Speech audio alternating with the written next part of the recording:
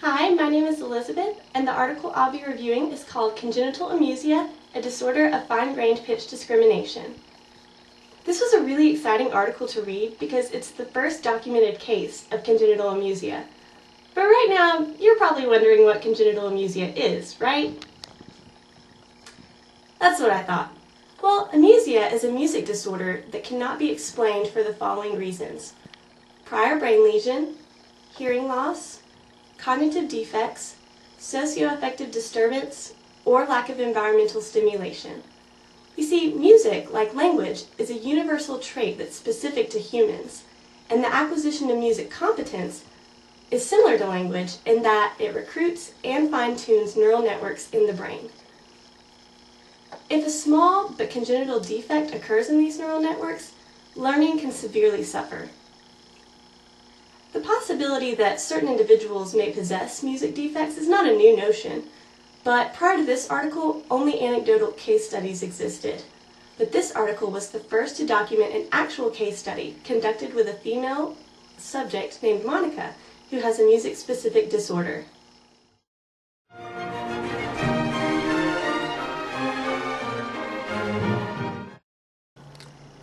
Let's take a look at Monica's case history. She has no psychiatric or neurological history, nor does she have any hearing loss. Also, MRI showed no abnormalities. Monica even scored above average on a standard intelligence test, and her working memory is also normal. However, Monica suffers from a lifelong inability to recognize or perceive music, sing, or dance. She even admits that she doesn't even like listening to music because to her, it just sounds like noise.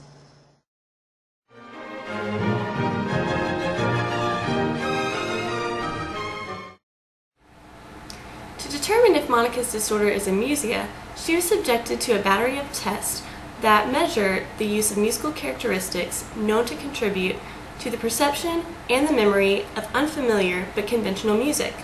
One of these tests dealt with Monica's problem in discriminating sequential pitch variations. In the test, Monica was presented with a pair of melodies. After listening to the pair, Monica was asked to detect the presence of a wrong note by either responding yes or no. Let's take a look, shall we? Okay, Monica, are you ready for your first sample? Yes. Okay.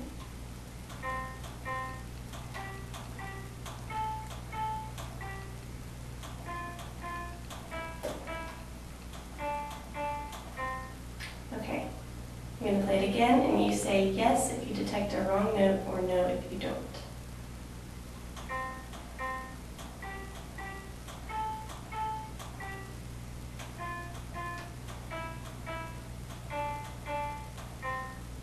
No. Okay, here's your next sample.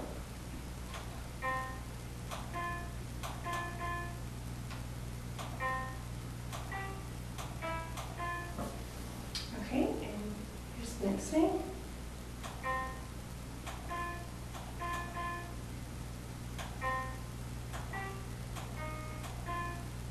No.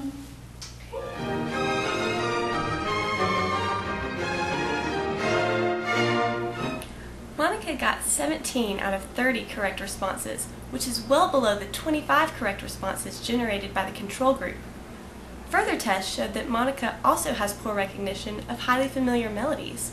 However, Monica scored high in a recognition test of well-known speakers, so her failure to recognize well-known melodies cannot be attributed to inattentiveness or a poor auditory system.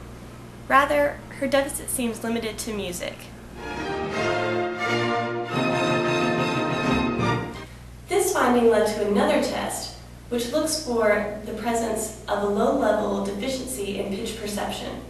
In this test, Monica was asked to detect a pitch change inserted into a 5-tone pitch sequence. She was asked to respond yes when she detected a pitch change in the 4th tone of an otherwise constant pitch tone sequence. She was asked to respond no if she could not detect a pitch change. Let's return to the testing room to see how she's doing. Okay, Monica, here's your first sample. No. Alright, here's your second sample.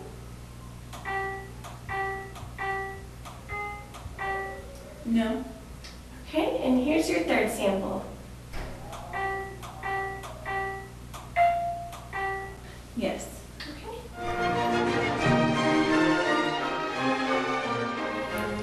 Results show that Monica can detect a pitch change of 11 semitones, or half steps, if and only if the pitch change is rising, not when it's falling.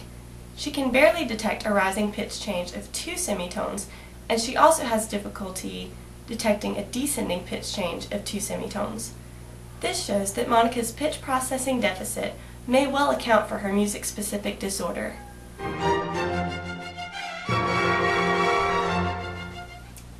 The researchers thought that since Monica's deficit in pitch discrimination was extremely severe, she may also suffer from discrimination in speech intonation.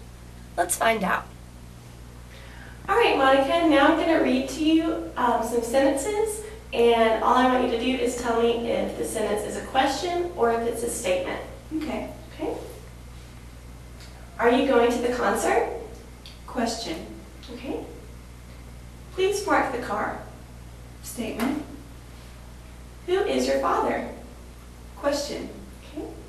Alright, and now in this next test, I'm also going to read you some statements, but in this one, I want you to tell me which word the emphasis lies on.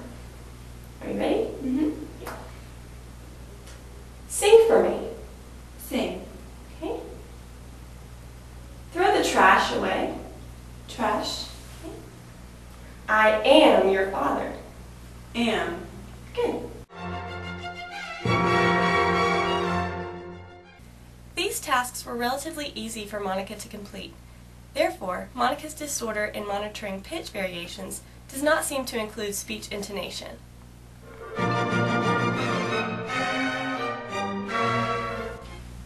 In conclusion, Monica's learning disability may arise from a basic problem in pitch discrimination. This pitch defect is also construed to be the origin of congenital amusia. This research has serious implications, one of which is that it can clue us in to the processing components that are crucial for normal musical development in the brain. Another is that it can enrich our current views of other forms of learning disabilities. Thank you.